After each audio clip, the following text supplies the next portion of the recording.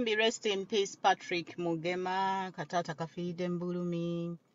Bano abayimbi baali talented naye bino ebintu by'obufuzi we byajja ne babeera nga bali limited. Omusajja ono yalwala, yalwala naye nga tasobola kufuna mu buyambi mu bantu be yali yeetaddeko mbu najja bayimbira, okitegeera. Kati musajja wattu wabadde ataaviiriddeyo agambye nti kati agenda atandika kuyimbira buli omu, era abadde yagenze Gulu ku miitinga Sale amuwe ku buyambi. Daudi Mugema byeyongedde okubeera nga bibijja oluvannyuma lw'okufiira mu wooteeri. Propaganda atandise okubeera nga avaayo kufa kw'ono omuyimbi.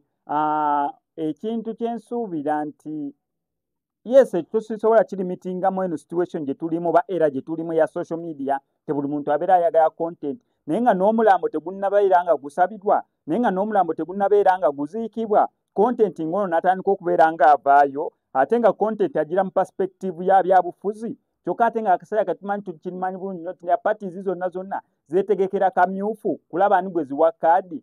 On top of that, myezi mitono 5 oba 6 tugenda beera tulonda kwegamba buli opportunity sinti oba muntu afudde oba tafudde, buli muntu ayagala kufuna opportunity kulaba ng'ayisaawo ensonga ey'ebyobufuzi.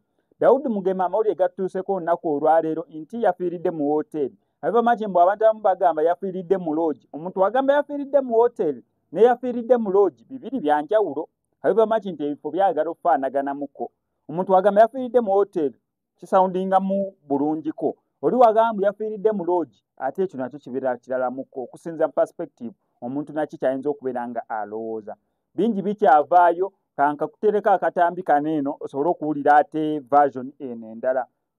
Naye nga sinabeera nga kakuterako kangu subscribing ano ku SMX Media, oleme kubeera nga missing updates naddala nga zino. Still wano ku SMX Media nkujjukize nti tusaba bulungi nnyo okubeera nga omuyimbi yenna ayagala okubeera nga recording oluyimba lwo olwa audio tukimukolerako bulungi nnyo, ate gwayagala nnyo oluyimba lwo olwa audio mwandiyagadde olukolera video wano ku SMX Media obeera otuuse kobeere ng'onna mukolo gwambaga kwanjula buli kimu ekyetaagisa videography wano ku SMX Media tukwasaganya bulungi nnyo. Kyolina okukola tukubirako ku enamba y'essimu ebisigadde obitulekere. However, Bambi afiiridde mu loogi, ndozanga ne Sale tannamulaba Bambi. Ebiseera ebyo Bambi babadde bamuvuma bawalukagga baga nti walukagga mbu yamuloze, mbu baagala mulagako nti bw'ova mu Nuupu oba ofa bufi. Naye nga Bambi rest in peace.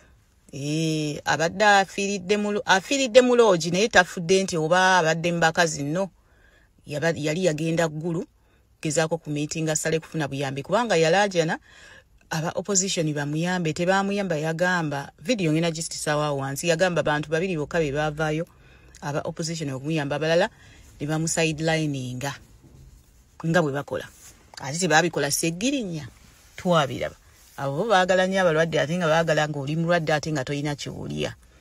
Obuzibu omusajja badde ayagala kumujjanjaba ngaera ate wabadde asaliddewo ogenda Eggulu oba bamuwadde ki? Amina badde mulwadde naye bayinza n'okuba bano aba position bamuwadde n'akatwa gwe balaba edduka. Video ye ng'alaja nangena giteekawo wansi mu comment section. Bambi rest in peace, his family members.